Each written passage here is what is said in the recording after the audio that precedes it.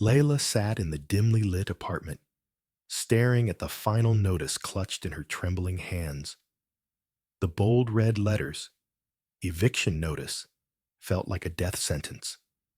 The tiny space that had once been her sanctuary, filled with laughter and bedtime stories, now felt suffocating. Her son, Amir, lay curled up on the thin mattress in the corner, his small chest rising and falling in peaceful slumber. He was too young to understand the weight pressing down on her shoulders, the impossible decision she was about to make. For months, she had fought to survive. She had begged for extra shifts at the diner, swallowed her pride, and asked for help where she could. But nothing had been enough. No matter how hard she worked, there was always another bill, another expense, another cruel twist of fate that kept her trapped in an unending cycle of desperation.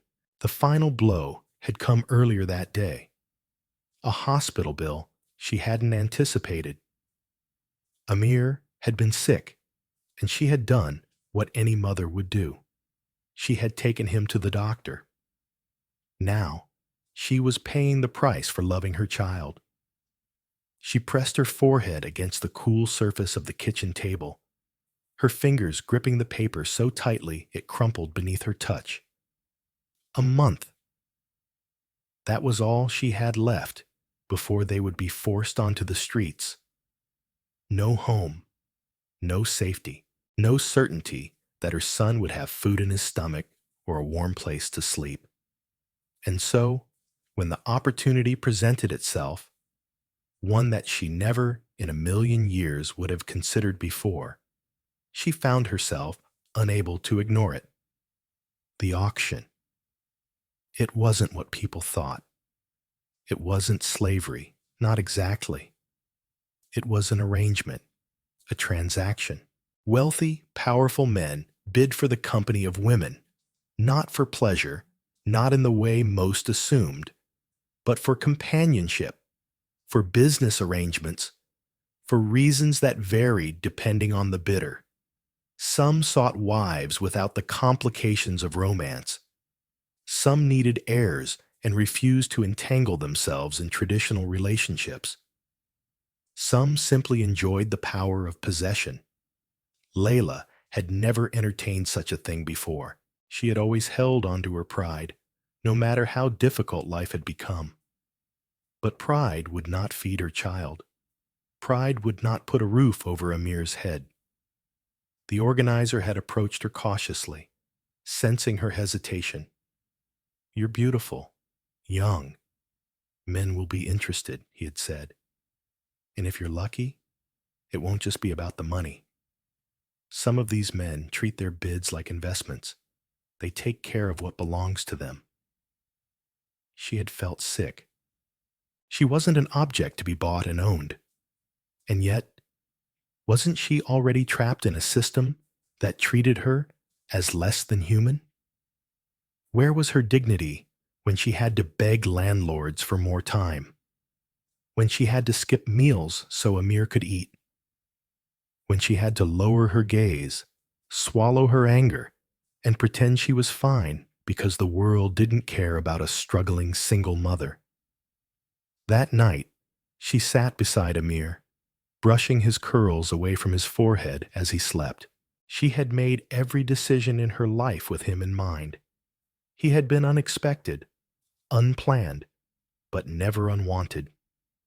His father had disappeared the moment he learned she was pregnant, leaving her to navigate the storm alone. And she had done it, year after year, because she loved Amir more than life itself. She could not fail him now. With a heart heavy with shame and determination, she picked up her phone and dialed the number on the card the organizer had given her. A smooth voice answered, "Have you made your decision?" She hesitated, looking at Amir one last time, memorizing the innocence on his face. "Yes," she whispered, "I'll do it." She had no idea that this choice, the one she never wanted to make, would change her life forever. Layla sat in the grand office, her fingers tightening around the armrest of the leather chair. The room was silent except for the steady ticking of an antique clock mounted on the far wall.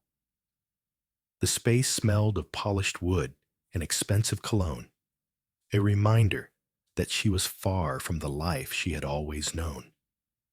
Across from her sat the man who now controlled her fate, Malik Al-Farid, a billionaire whose name commanded both admiration and fear. He watched her with an expression of quiet calculation, his dark eyes unreadable. Between them lay a thick document, its pages crisp and filled with legal jargon she barely understood. This was it, the contract that would bind her to him. An agreement with no room for negotiation, no way out once she signed her name. "Read it carefully," Malik said, his voice smooth but firm. "I don't want any misunderstandings." Layla swallowed hard, forcing herself to focus. Her gaze moved over the text, scanning each clause. The terms were clear, leaving no space for uncertainty. For 1 year, she would belong to him. She would bear his child, an heir to his fortune. Once the baby was born, she would leave. Her compensation would be more money than she had ever seen in her life, enough to ensure Amir would never go hungry again, enough to erase every debt, to buy them a home, to give her son the future he deserved. It was simple, cold, brutal. Layla clenched her fists under the table. Every instinct inside her screamed to run. How had she come to this? How had she allowed herself to become a number on a contract, a transaction on a billionaire's ledger? "You hesitate," Malik observed, leaning back in his chair. "Do you have doubts?" She lifted her gaze to him, anger and desperation burning in her chest. What kind of man pays a fortune to buy a mother away from her child? His expression remained impassive. A man who does not have time for love. A man who understands that emotions are liabilities. Layla's heart pounded. "And you expect me to walk away from my son for a year? To carry a child and abandon it?" Malik's jaw tightened. For a moment, something flickered in his eyes. Something almost human. But it was gone as quickly as it appeared. "You will be well compensated. Your son will be provided for. You will not be mistreated." A hollow laugh escaped her lips. "Do you even hear yourself?" He sighed, as if speaking to someone who couldn't understand logic. "Layla, you came here knowing what this was. No one forced you. You had a choice." No, she hadn't. That was the cruelest part of it all. Layla closed her eyes, her mind spiraling with memories of Amir, his laughter, his sleepy murmurs when she kissed his forehead at night, the way he clung to her hand, like she was his entire world. Could she truly leave him behind? Would he understand why his mother had disappeared? But then came the other memories, the eviction notice, the nights he went to bed hungry, the endless anxiety of not knowing how to keep him safe. She was trapped, no matter which choice she made. Her fingers trembled as she reached for the pen. Malik watched her, his expression unreadable. "Once you sign, there is no turning back." She hesitated for only a second before pressing the pen to paper, signing away a piece of her soul with each stroke of ink. When she lifted her gaze, Malik met her eyes with something almost resembling curiosity. "Welcome to your new life, Layla," he said, closing the contract. She had made a deal with the devil, and there was no way out. Layla sat in the back seat of the sleek black car, watching the city blur past her as she was driven toward her new home. The world outside felt distant, unreachable, as if she had already been cut off from it. Her heart ached with every mile that carried her farther away from Amir. She imagined him waking up the next morning, calling for her, only to be met with silence. Would he understand? Would he forgive her? The car slowed as it approached an enormous iron gate. It opened soundlessly, granting them access to an estate so vast it could have been its own world. The gardens stretched endlessly, filled with flowers she had only ever seen in magazines. A fountain stood at the center, its cascading water illuminated by golden lights. The mansion loomed ahead, its grand structure intimidating yet breathtaking. Layla tightened her grip on her bag, the only thing she had brought with her from her old life. Everything else, her past, her struggles, her identity, seemed to dissolve the moment she stepped onto this property. The driver opened her door, but her feet refused to move. A tall figure emerged from the entrance of the mansion. Malik al-Farid. Even in the dim evening light, he exuded authority. His crisp white shirt contrasted against the darkness, the sleeves rolled up slightly as if he had just come from a long day of work. "You're home," he said, his tone neutral, revealing nothing of what he truly thought. Layla forced herself to step out. The air smelled different here, clean, expensive, untouched by the struggles of ordinary people. She followed Malik inside, her footsteps muffled by thick Persian rugs. The interior of the mansion was even more extravagant than she had imagined. High ceilings adorned with chandeliers, towering bookshelves filled with leather-bound novels, walls decorated with priceless art. It was the kind of place that seemed designed for admiration, not comfort. "This will be your room," Malik said, leading her down a long corridor before stopping at an ornate door. He pushed it open, revealing a space fit for royalty. The bed was enormous, covered in silk sheets. A vanity table sat near a tall window, overlooking the city. There was a walk-in closet filled with designer clothes. A private bathroom, larger than her entire apartment. Layla stared at it all, feeling numb. "A housekeeper will bring your meals.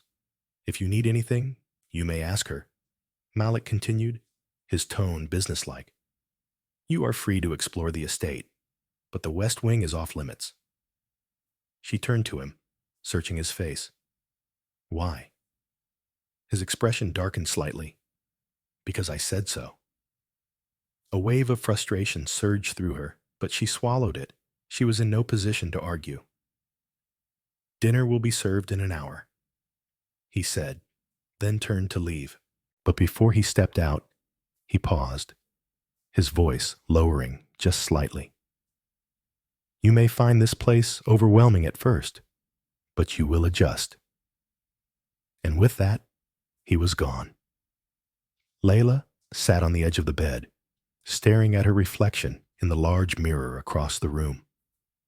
The woman staring back at her looked like a stranger, someone lost, trapped in a world that didn't belong to her. A gilded cage. That's what this was. A prison wrapped in luxury, designed to make her forget she was not free. A knock at the door startled her.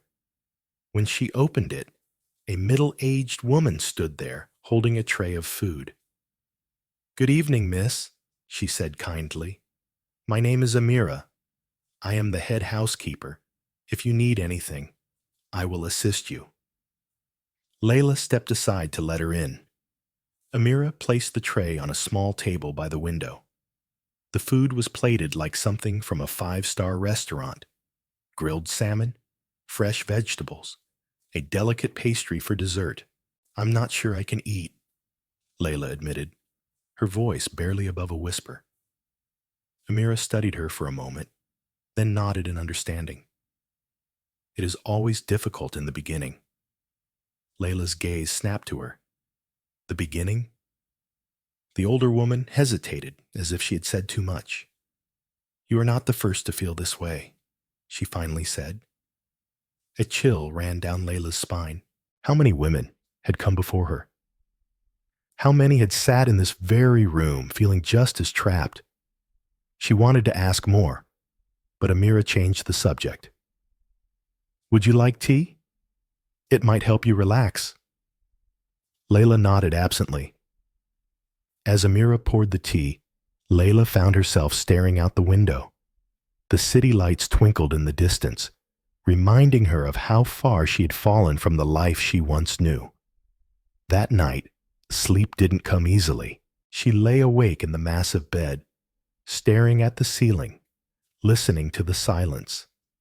Back home, she had always heard the distant hum of traffic, the occasional shouts from neighbors. Here, there was nothing but an eerie stillness. She turned onto her side, pressing her hands against her stomach. In just a few months, she would be carrying a child that wasn't truly hers to keep.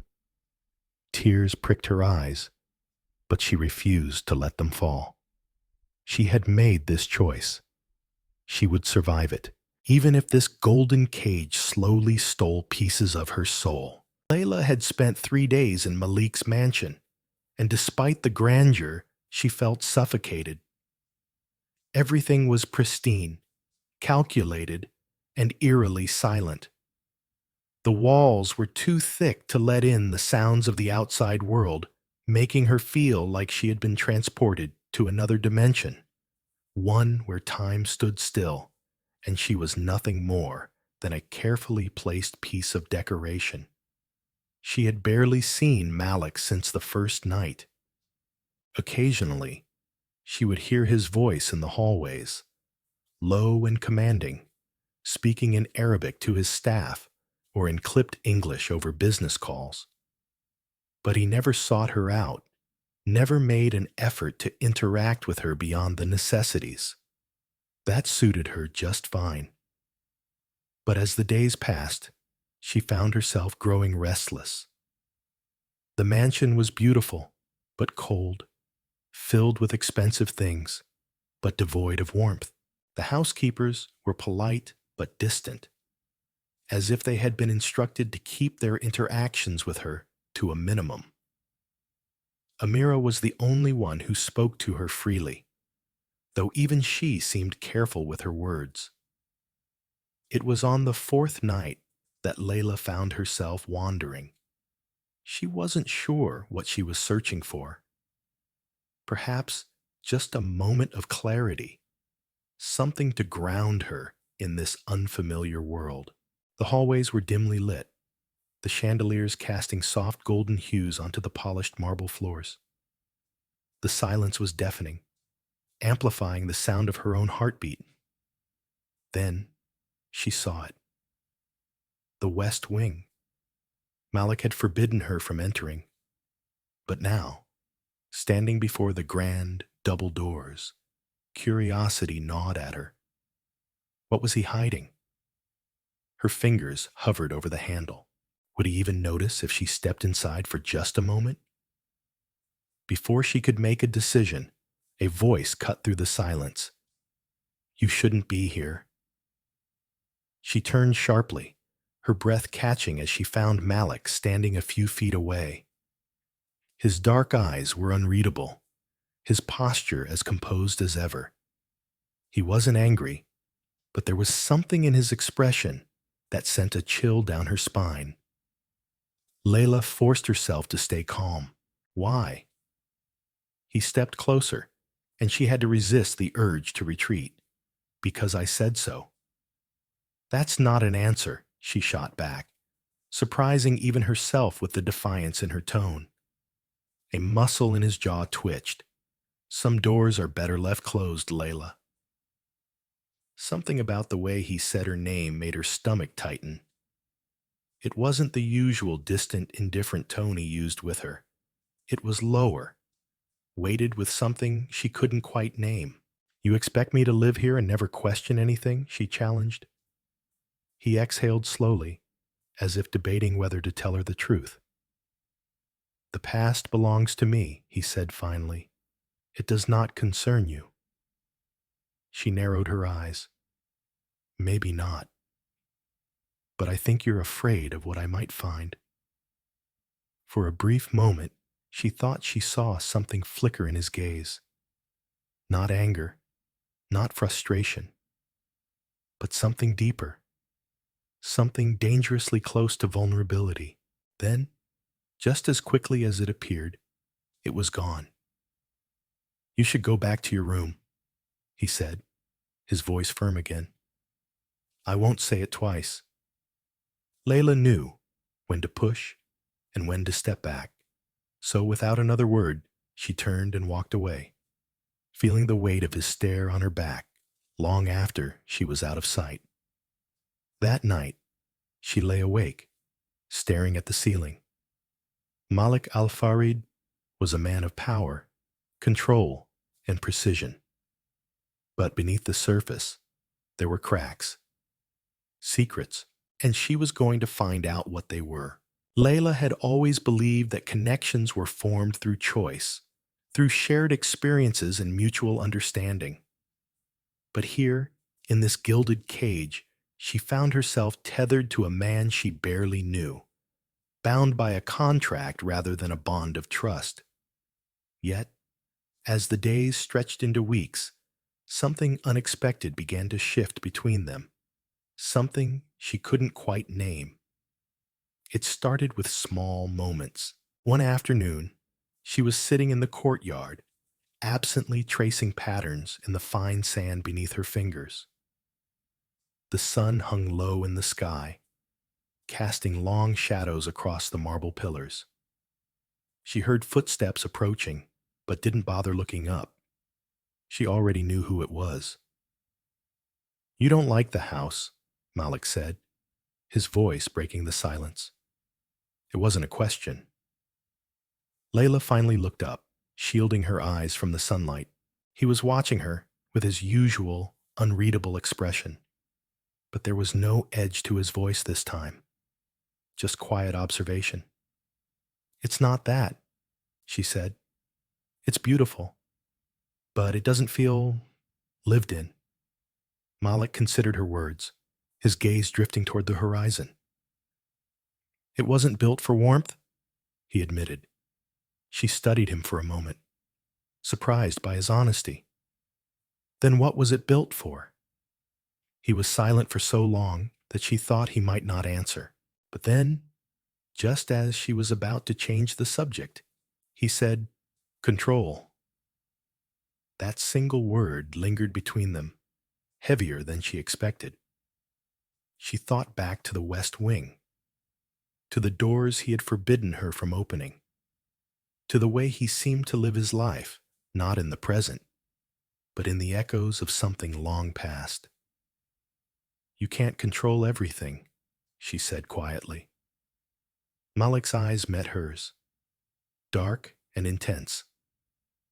I can try. Oh, there was something about the way he said it that made her chest tighten. She wanted to ask him more, to dig beneath the surface, but she knew better than to push. Not yet. The second shift happened one evening when Layla found herself in the library. She had been drawn to the room since her arrival, comforted by the rows of books that lined the shelves. Here, she could almost forget where she was, lose herself in words rather than reality. She reached for a book on the highest shelf, standing on her toes in an attempt to grasp it. Before she could steady herself, a hand appeared beside hers, effortlessly plucking the book from its place. Malik. You should ask for help when you need it, he said, handing her the book. Layla took it, her fingers brushing against his. A small, fleeting touch, but enough to send an unexpected shiver through her. I'm used to doing things on my own, she replied. Malik tilted his head slightly, as if trying to decipher her. That must be exhausting. She almost laughed at the absurdity of the conversation. This man had bought her, dictated the terms of her life for the foreseeable future, and yet here he was, speaking as if he cared. "Why are you here?" she asked suddenly. He leaned against the bookshelf, folding his arms. "It's my house." "You know what I mean," she pressed. "You never come in here." A flicker of something crossed his face. "I used to." Layla waited for him to continue, but he didn't. Instead, he turned his attention to the book in her hands. "That one is about philosophy. Do you enjoy reading about other people's thoughts on life?" "Sometimes it's easier than dealing with my own," she admitted before she could stop herself. Malik's expression shifted. Something subtle, something softer. "I know the feeling." She didn't know why, but that admission made her stomach flip. The third shift came when she saw him with the horses. She had been walking through the estate when she stumbled upon the stables, surprised by their existence. She hadn't pictured Malik as the type of man who had time for animals, but as she approached, she saw him inside one of the stalls, gently running a hand along the neck of a magnificent black stallion. The sight of him, dressed in his usual tailored suit, yet moving with quiet familiarity around the animal, was strangely disarming. "You ride?" she asked, stepping closer. Malik looked over his shoulder. "I used to." Layla leaned against the stall door. "You say that about a lot of things." He didn't answer right away, instead focusing on adjusting the horse's bridle. When he finally spoke, his voice was quieter than usual. "Some things belong in the past." She didn't know why, but his words made her chest ache. Before she could stop herself, she asked, "And what about now? Do you ever let yourself just exist in the present?" Malik turned to face her fully, his dark eyes locking onto hers. "I don't have that luxury." Layla exhaled, feeling a weight settle between them. She realized then that Malik wasn't just a man who thrived on control. He was a man who feared what would happen if he ever lost it. And that realization changed everything. Later that night, as she lay in bed, staring at the ornate ceiling, she thought about all the ways she had expected this arrangement to go. She had expected coldness, distance, detachment. She hadn't expected this. The fragile, unspoken understanding that had begun to form between them. The way her heart reacted to the smallest shifts in his demeanor. The way she was beginning to see the man behind the contract. And for the first time since she arrived, she was terrified, because she wasn't sure if that made this situation better or infinitely worse. The night was unusually quiet. The vast estate, with its towering walls and endless corridors, felt more like a secluded island than a home. A gentle breeze stirred the curtains in Layla's room, carrying with it the scent of the desert, a mix of sand, jasmine, and something untamed. She stood by the balcony, her arms wrapped around herself, staring at the moonlit dunes stretching endlessly before her. She wasn't sure why she was still awake. Maybe it was the weight of the contract pressing against her chest, the knowledge that her future had been signed away. Or maybe it was something else, something unspoken that had been lingering in the air between her and Malik for weeks now. She had spent enough nights lying in bed, staring at the ceiling, wondering who he really was beneath the layers of control and obligation. But tonight, she felt something shifting. A knock at the door made her heart jump. Layla turned, hesitating for a moment before stepping forward and pulling it open. Malik stood there, his usual composure intact, but something in his eyes was different. It wasn't the guarded, impenetrable look she had grown accustomed to. Tonight, there was something raw beneath it. "Couldn't sleep?" he asked, his voice quieter than usual. Layla shook her head. "No." Malik exhaled, as if debating something internally, before finally speaking. "Come with me." She hesitated, searching his face for some hint of what he meant. There was no demand in his voice, only a quiet invitation. Against every rational thought, she nodded. Malik led her through the halls, their footsteps echoing in the silence.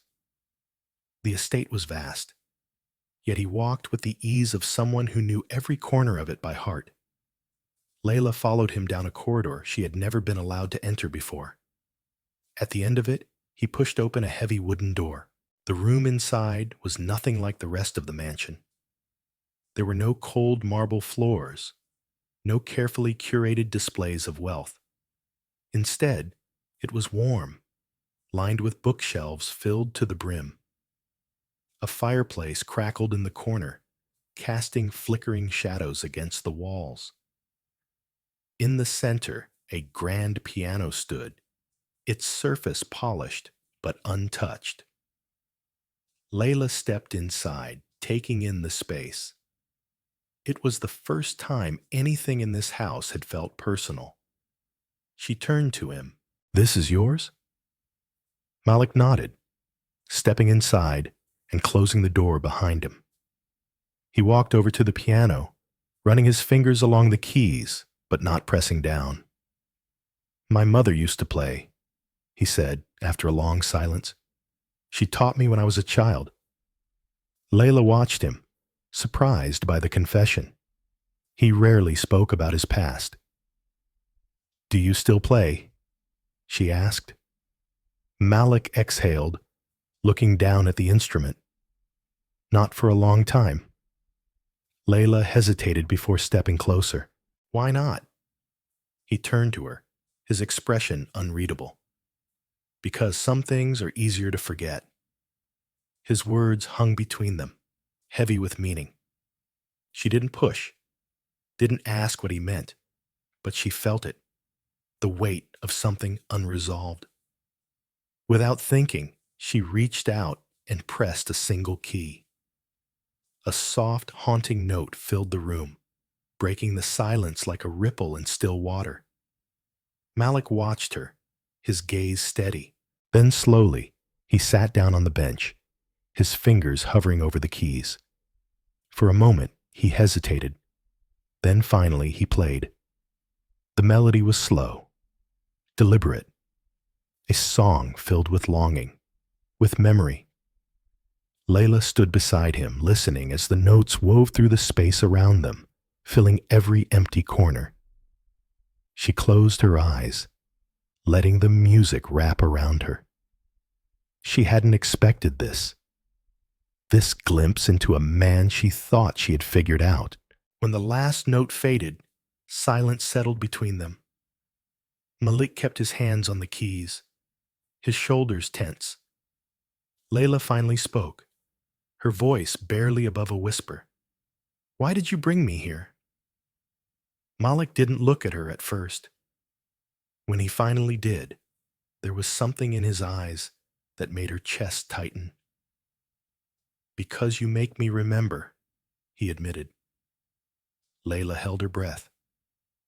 He stood, turning away from the piano and running a hand through his hair. "I spent years convincing myself that emotions were distractions, that control was the only thing that mattered. But then you arrived, and suddenly, nothing feels certain anymore." Layla's pulse pounded in her ears. She took a cautious step forward. "Malik." His name felt unfamiliar on her tongue. Too intimate, too real. But she didn't take it back. He exhaled sharply. "This was never supposed to happen," he muttered. Layla swallowed. What was never supposed to happen? His gaze locked onto hers, and for the first time, there was no mask, no carefully curated distance. This, he said simply, you. Layla's breath caught. She wasn't sure if it was the firelight flickering between them or the weight of everything unspoken. But suddenly the space between them felt impossibly small. She could hear her own heartbeat, could see the slight tension in his jaw, as if he were at war with himself. You think you can control everything, she said quietly, but you can't control this. Malik's expression darkened, but not with anger, with something far more vulnerable. I know. Layla had spent so many nights resenting him, resenting the situation. But standing here, in this hidden corner of his world, she realized something that unsettled her more than anything else. She didn't hate him. She should have, but she didn't. And that terrified her. Malik took a slow step forward, his gaze never leaving hers. For a brief moment, she thought he might touch her, might finally cross the invisible line between them. But then, just as quickly, he pulled away. His voice was quieter when he spoke again. Good night, Layla. And then he was gone. She stood there for a long time after he left, staring at the empty space where he had been. Something had changed tonight. She didn't know what it meant. She only knew that nothing would ever be the same again. The morning after that unforgettable night, Layla found herself lost in thought.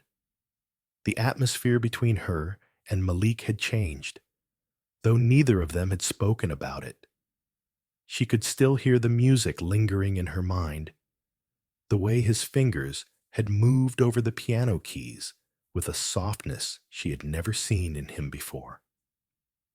More than that, she couldn't shake the way he had looked at her, like she was something he hadn't meant to find, but now couldn't ignore. Yet despite the shift, reality remained the same. The contract, the obligations, the looming future, it all still hung between them like an unspoken barrier. As she stepped out onto the balcony, the desert stretched before her in golden waves, endless and untamed. It reminded her of something she didn't want to admit. She was falling into something dangerous. A knock at her door interrupted her thoughts. Amira stood there, her expression unreadable. Mr. Malik wants to see you. Oh, Layla swallowed the lump in her throat. Now? Amira nodded.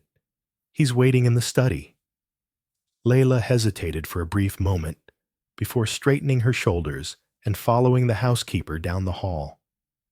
The study was one of the rooms Malik spent most of his time in, but she had never been called there before. It was a place of business, of control. And today, she had the unsettling feeling that something was about to change. When she entered, Malik was standing by the window, his back to her, staring out at the desert. He didn't turn around when he spoke. I found something. Layla frowned. What do you mean? He finally turned, holding a piece of paper in his hand. It was old, slightly worn at the edges. She stepped forward, her pulse quickening. It's a birth certificate, he said, his voice careful. For a child. Layla's blood ran cold. She didn't need to look at it to know whose it was. A man. Panic flooded her, but she forced herself to stay composed. Where did you get that? Malik studied her, his dark eyes sharp with something unreadable. I have resources, Layla. You should know that by now. He set the paper down on the desk between them. Why didn't you tell me? Her throat tightened. She had known this moment would come eventually, but she hadn't expected it to be now. She took a slow breath. It wasn't part of the contract. Malik's jaw clenched. That's not an answer. Layla crossed her arms, trying to shield herself from the storm she saw brewing in his eyes. Because it wouldn't have changed anything, she said finally, her voice quieter. I came here because I had no choice. Having a child didn't matter to you then, so why should it now? Malik's expression hardened. It matters because you've been lying to me. Layla flinched but held her ground. I wasn't lying. I was protecting him. A long silence stretched between them. The weight of it pressed down on her chest. Where is he now? Malik asked, his voice lower now, less anger, and more something else. Layla hesitated. With a neighbor. She's been taking care of him. Malik ran a hand through his hair, exhaling sharply. So all this time, while you were here, you were thinking about him. Of course I was. Layla shot back. He's my son. You think I could just forget? For the first time, Malik looked uncertain. It was subtle. Just a flicker of something in his expression before he masked it again. No, he admitted. I don't think you could. Another silence. But this time, it felt different. Malik turned away, bracing his hands against the desk. This changes things. Layla's heart pounded. How? He exhaled. I don't know yet. That terrified her more than anything. Malik wasn't a man who didn't know things. He was always in control, always 5 steps ahead. If even he didn't have an answer, then it meant they were walking into something neither of them was prepared for. She swallowed. I want to see him. Malik looked up at her, studying her face. I figured you would, he murmured. There was something softer in his tone now, something she couldn't quite place. He reached for the phone on his desk and made a single call. Prepare the car, he said simply. Layla's breath caught. You're taking me to him. Malik met her gaze, and for the first time since this conversation began, there was no distance between them. Yes. The car ride was silent, but the tension in the air was palpable. Malik sat beside her, his hands folded in his lap, his face unreadable. Layla, on the other hand, couldn't sit still. Her fingers twisted in her lap, her heart racing with anticipation.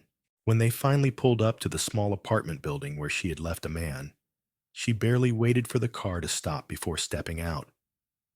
She ran up the stairs, her breath catching in her throat. And then, there he was. A man was sitting on the floor with a toy truck, his small hands moving it back and forth. When he looked up and saw her, his face lit up. Mommy! Layla dropped to her knees as he ran into her arms. She clutched him tightly, burying her face in his hair. For the first time in months, she felt whole again. Malik stood by the doorway, watching.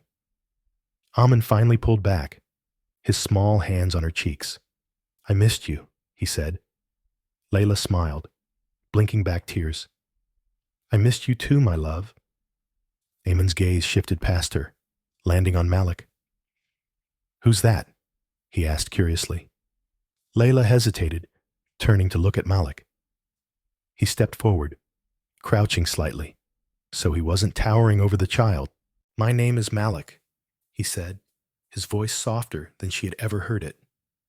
I'm a friend of your mom's. Aman studied him, his little brow furrowing. You look important.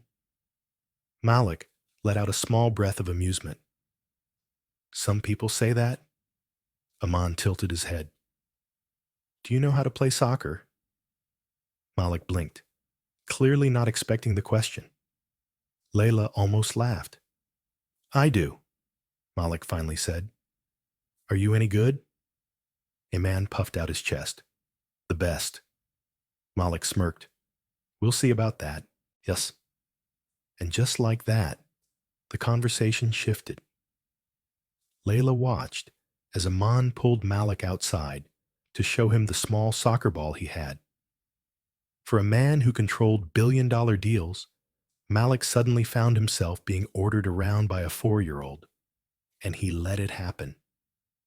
Layla felt something stir inside her, something she wasn't ready to name. Because in that moment, she realized something. Malik wasn't just a man she was trapped in a contract with. He was something else entirely. And if she wasn't careful, he might just become something she couldn't walk away from. Staring at the contract in her hands, the paper felt heavier than it should have, its words pressing down on her like a weight she couldn't lift. She had read it so many times, she knew every clause by heart, every obligation written in ink that felt as permanent as chains. But now, everything had changed. A man's laughter echoed in her mind, the way he had run into her arms, the way Malik had stood there watching them, silent, unreadable, the way, for the first time, she had seen something shift in his eyes when Aman had looked up at him with innocent curiosity. It had been days since they had returned from that visit, but she hadn't stopped thinking about it. About the way Malik had let Aman pull him into a game of soccer in the courtyard, how he had stood there, awkward at first, before slowly, almost reluctantly, kicking the ball back. She had watched from the doorway, heart caught in her throat, as Aman had laughed and declared Malik his new friend. And Malik hadn't corrected him. Now, sitting in the quiet of her room, Layla knew she had a choice to make. She had entered this arrangement with the understanding that it was temporary, that once the contract was fulfilled, she would leave, just as planned. That had been her promise to herself, to endure it, to survive it, and to walk away with the means to give Aman a better future. But now, could she really do that? Could she look into her son's eyes, see the growing bond between him and Malik, and pretend it didn't exist? She had tried to keep them separate, to believe that her life here and her life with Aman could remain two different worlds. But she had been wrong. The lines had blurred, and now she was standing in the middle, unsure of where she truly belonged. A soft knock at her door pulled her from her thoughts. She turned, startled, as Malik stepped inside. He didn't speak at first. He simply walked to the window, looking out at the desert stretching beyond the estate. His presence was heavy, his silence filled with the weight of whatever was on his mind. Finally, he spoke. "You've been quiet since we returned." Layla exhaled slowly. "I've been thinking." Malik nodded, as if he already knew. "About Aman." "And about us," she admitted, surprising even herself. He turned then, watching her carefully. "And?" Layla hesitated. She had never been afraid to speak her mind before. But this was different. This was about more than just herself. "I never thought I'd see him again," she said, her voice softer now. "And I certainly never thought you would take me to him. That wasn't part of the deal." Malik's jaw tightened. "No, it wasn't." She searched his face, looking for something, anything, that would explain why he had done it, why he had cared enough to bring her back to her son when he had no obligation to. "Why did you?" she asked. For the first time, Malik looked uncertain. He ran a hand through his hair, sighing before answering. "Because I needed to see it," he admitted, "to understand what it meant to you." Layla's chest tightened. "And did you?" Malik was quiet for a long moment. Then he nodded. "Yes." He took a step closer, His dark eyes locked onto hers. I didn't plan for this, Layla. I never expected you to mean anything beyond this arrangement. But you do. Her breath caught. His words were quiet, but they crashed into her like a wave, breaking apart every wall she had tried to rebuild. She had seen glimpses of this side of him before, but now there was no mask, no pretense. This was Malik, not the businessman, not the man who had bought her contract, but someone standing on the same uncertain ground as her. You have a choice to make, he said, his voice low but steady. I won't force you to stay, but I won't pretend I want you to leave either. Layla swallowed hard, her hands tightening around the contract. If she left, she would walk away with everything she had been promised. She could take Ammon and start over, free from obligations. But if she stayed, she wasn't sure what that future would look like. She only knew one thing. For the first time since she had stepped onto that auction stage, she wasn't trapped anymore. This decision was hers alone, and that terrified her more than anything. Layla stood in the vast, open courtyard of the estate, the evening breeze wrapping around her like an unspoken question. She had spent so many nights pacing these halls, feeling like a guest in a life that was never meant to be hers. But tonight was different. Tonight, she wasn't just searching for answers. She was deciding her future. A man's laughter echoed from the garden, a bright, unguarded sound that cut through the weight in her chest. She turned toward the sound, watching as her son ran across the grass, his small legs moving with the confidence of someone who had finally found a place to belong. And beside him, Malik, the man who had once been nothing more than a distant figure of power, now stood with a child's hand wrapped in his usual composed expression softened by something Layla couldn't quite name. Eamon was tugging at him, demanding his attention, and to her surprise, Malik gave it freely. He knelt beside the boy, listening intently, nodding as if Amon's words were the most important thing in the world. Layla's throat tightened. She had spent so much time trying to keep these two worlds apart, her life with a man and the life she had been forced into with Malik. She had convinced herself that they could never exist together, that they were meant to remain separate. But the truth was staring her in the face now, undeniable and terrifying. She wasn't just choosing for herself anymore. Malik looked up then, as if sensing her gaze. Their eyes met across the courtyard, and for the first time there was no tension, no guarded walls between them. Only understanding. Later that night, after Aman had fallen asleep, Layla found Malik in his study. He was seated at his desk, flipping through documents, but when she entered, he set them aside, watching her carefully. You're leaving, aren't you? His voice was calm, but there was something beneath it, something unspoken. Layla exhaled, stepping closer. I don't know. Malik studied her, waiting for more. I told myself that once the contract was fulfilled, I would walk away, she admitted, her voice barely above a whisper. That nothing here could ever feel real. She glanced away, her fingers curling into her palms. But now, I don't know what's real anymore. Malik leaned forward slightly. And what do you want it to be? Layla's breath hitched. He was offering her something he never had before. A choice. No expectations, no conditions. Just the space to decide for herself. I want Amin to have a family, she said finally. A real family. I want him to have stability, to have people who love him. Malik's gaze didn't waver. And what about you? Layla hesitated.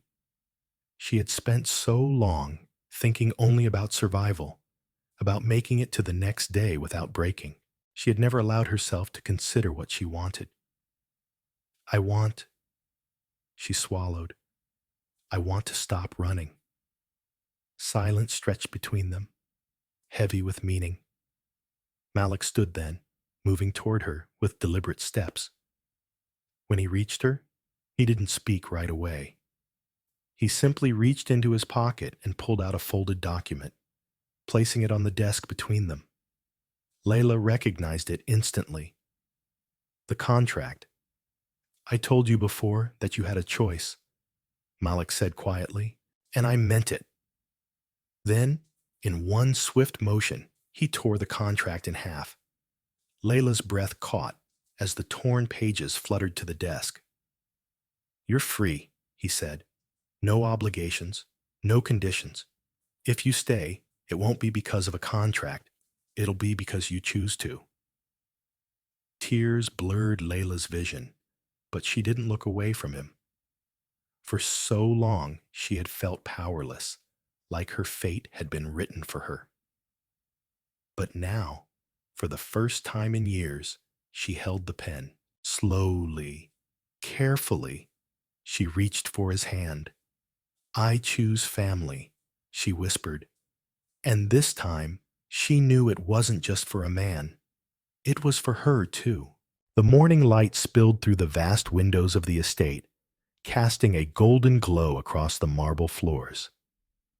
The house, once a place of cold transactions and silent corridors, now echoed with the soft laughter of a child and the quiet warmth of something Layla had not dared to name until now. Home. Ammon was seated at the breakfast table, his small hands wrapped around a cup of warm milk, his eyes bright as he chattered on about a book he had been reading. Across from him, Malik listened intently, nodding at all the right moments, his usual composed expression softened by something unmistakable. Layla stood in the doorway, watching them, her heart tightening in a way that felt almost foreign. For so long, she had believed this place was nothing more than a gilded cage, a temporary stop before she reclaimed her freedom. But now, looking at them, at this unexpected fragile bond that had formed between the man who once seemed untouchable and the child who was her entire world, she realized something had shifted. Ammon had found his place here, and so had she. Later that day, as the sun began to set over the horizon, Layla found herself standing in the garden, her fingers tracing the edges of a single red flower, blooming among the carefully kept hedges. She had spent countless evenings here, seeking solace in the quiet, trying to make sense of the impossible choices that had led her to this moment. Malik approached, his footsteps careful against the stone path. He stopped beside her, his presence familiar now, no longer something to be wary of. You've been quiet today, he observed. Layla let out a slow breath. I've been thinking. Malik turned slightly, his dark eyes searching hers. About? She met his gaze, steady this time. About what happens next? A breeze passed between them, carrying with it the scent of jasmine and the weight of words left unspoken for too long. Malik exhaled, nodding as if he had been expecting this. You still have a choice, he said, his voice measured but firm. You always have. Layla looked down at the flower in her hands. The truth was, for the first time in years, she didn't feel like she was running from something. The fear, the uncertainty, the feeling of being trapped. It had all begun to fade. I know, she whispered. Malik hesitated for only a moment before reaching into his pocket, pulling out a small folded envelope. He extended it toward her. Layla frowned, taking it carefully. What is this? Your freedom, Malik said simply. She opened it, her breath catching as she read the contents. It was a document, a legal declaration ensuring that she was no longer bound to him by any contract, that she could leave if she wished, no strings attached. Layla looked up at him, her fingers tightening around the paper. You didn't have to do this. Yes, I did, Malik said. Because I don't want you to stay here out of obligation, Layla. If you stay, it should be because you want to. She searched his face, trying to understand this man who had once been nothing more than a stranger with a contract, a man she had feared and resented. But he was not that man anymore. And perhaps she had changed too. Slowly, deliberately, Layla folded the document back and held it to her chest. I don't need this, she said softly. Malik's expression shifted, something unreadable passing through his eyes. You're sure? She stepped closer, looking up at him with more certainty than she had ever felt before. I choose to stay, Malik, not because I have to, but because I want to. A breath of relief escaped him, and for the first time, a real, unguarded smile touched his lips. That night, the estate was quieter than usual, but not in the way it had once been.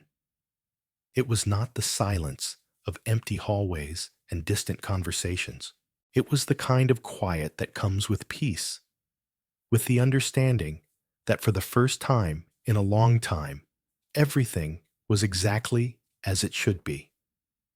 Aman had fallen asleep, curled up beside Layla, his small fingers still loosely wrapped around hers.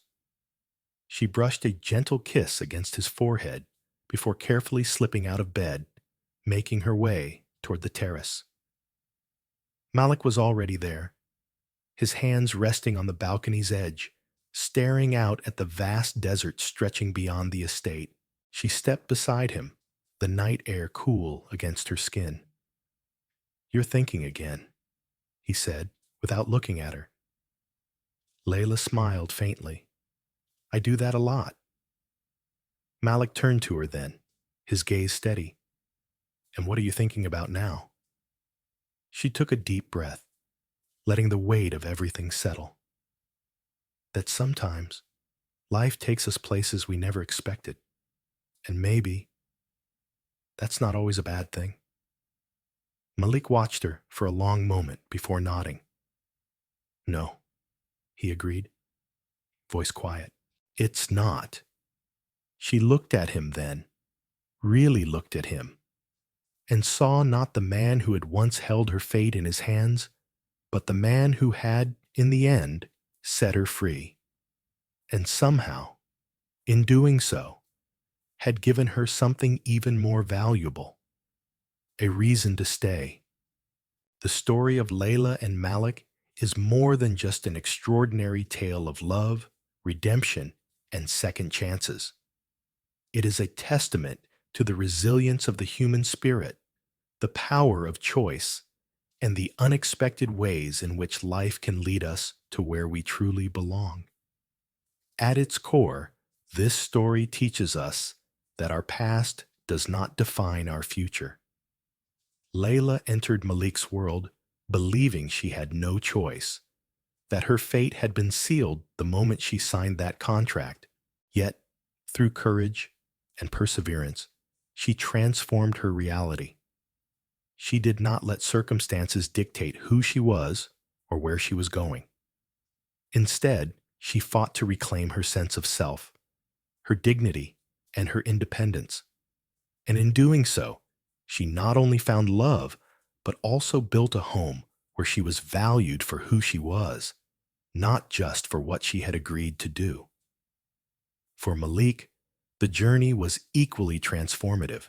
A man who once viewed the world through the lens of control and obligation learned what it meant to open his heart, to embrace change, and to allow love to exist without conditions. His willingness to release Layla from the contract was not an act of loss, but rather an act of growth. It symbolized the ultimate realization that love cannot be forced, nor can it be bought. It must be given freely. Malik's story is a reminder that true strength lies not in power or wealth, but in vulnerability and the willingness to evolve. One of the most inspiring lessons from this story is the power of choice. No matter how dire a situation may seem, we always have a choice. Layla could have let fear consume her, but she chose to fight for her son and herself. Malik could have held on to his rigid beliefs, but he chose to let love and compassion guide him.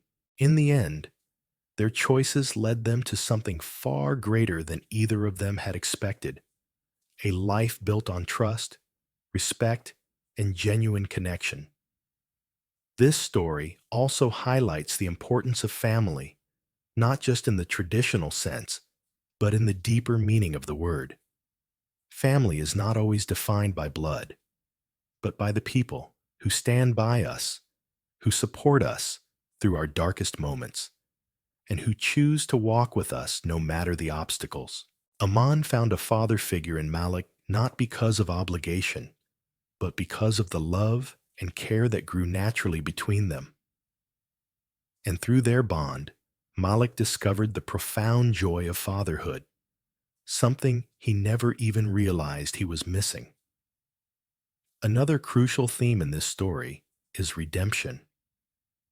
Malik was a man burdened by expectations, by past mistakes, and by the weight of a legacy that left little room for personal happiness. But redemption came not through grand gestures or material wealth, but through the simple act of changing his heart. He learned to let go of the rigid structures that once dictated his life and embrace something much greater: the ability to truly love and be loved in return. For those who have ever felt trapped by circumstances, Lila's journey is a beacon of hope. It reminds us that even in the darkest moments, there is always a way forward. Even when we feel powerless, we have the strength within us to rewrite our own stories. And for those who have ever feared love, Malik's story serves as a powerful reminder that love is not about control or ownership. It is about freedom. True love does not demand. It does not confine. Rather, it empowers, it nurtures, and it liberates. As we reflect on this story, let us carry forward its lessons.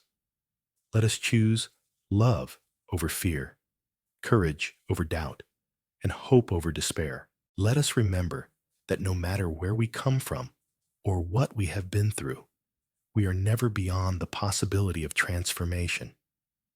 This is more than just a story. It is a message for all of us. A message that reminds us to embrace the unexpected, to trust in the journey, and to believe that even the most impossible situations can lead to the most beautiful endings. If you found this story meaningful, if it resonated with you in any way, we would love to hear your thoughts. Leave a comment below and let us know what lesson from this story touched your heart the most. And don't forget, subscribe to the channel, turn on the notification bell, and stay with us as we continue to bring you more powerful, inspiring stories. Because every story has the power to change a life. And maybe, just maybe, the next one will change yours.